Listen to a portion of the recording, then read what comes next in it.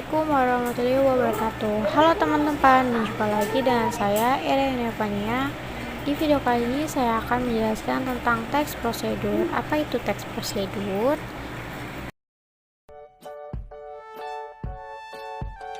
Teks prosedur adalah teks yang berisi penjelasan langkah-langkah yang harus dilakukan untuk mencapai tujuan tertentu. Biasanya terdapat pada tulisan yang mengandung cara, tips atau tutorial untuk melakukan langkah tertentu. Contohnya ketika teman-teman ingin merawat rambut, terus cari di internet cara merawat rambut agar tidak rontok, tidak rusak. Muncullah teks prosedur yang berbentuk langkah-langkah atau tips apa yang harus kita lakukan untuk merawat rambut tersebut. Lalu yang berikutnya ada tujuan. Tujuan teks prosedur adalah untuk menjelaskan kegiatan yang harus dilakukan agar pembaca atau pemirsa dapat secara tepat dan akurat mengikuti sebuah proses membuat sesuatu, melakukan sesuatu pekerjaan atau menggunakan suatu alat.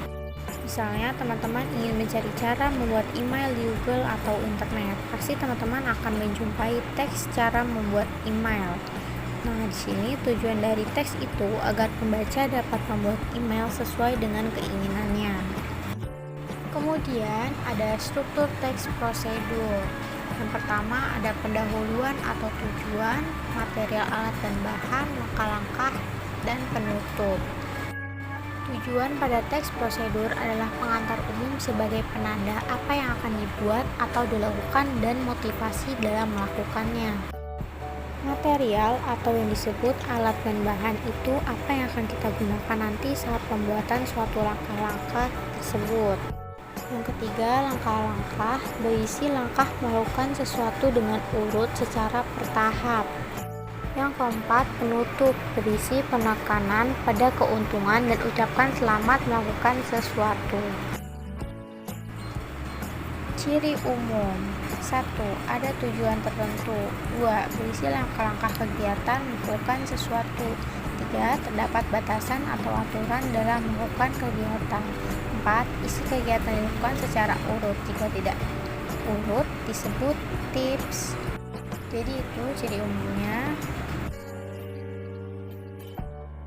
Dan juga ada ciri kebahasaannya. 1. Menggunakan kalimat perintah atau imperatif. Yang kedua, selain perintah juga berisi kalimat-kalimat saran atau larangan. Yang ketiga, biasanya menggunakan kalimat pasif. Yang keempat, menggunakan kata penghubung untuk menunjukkan urutan kegiatan pertama, setelah itu, kemudian, dan lain-lain. Yang kelima, menggunakan kata keterangan ukuran seperti waktu, berat, panjang, dan lain-lain yang akurat. Yang terakhir ada jenis-jenis teks prosedur. Yang pertama, teks prosedur sederhana. Berisi langkah-langkah yang terdiri dari 3-4 tahap. Contohnya seperti mie instan, bubur instan, seperti itu. 2. Teks prosedur kompleks terdiri dari banyak langkah seperti cara membuat donat, cara membuat email, cara merajut tas, dan sebagainya. Yang ketiga ada teks prosedur protokol. Teks yang pada setiap langkahnya bisa diubah, tidak harus tuntuk, walaupun berubah tapi hasilnya tetap sama. Oke, sekian dari saya. Wassalamualaikum warahmatullahi wabarakatuh. Sampai jumpa di video selanjutnya. Bye bye.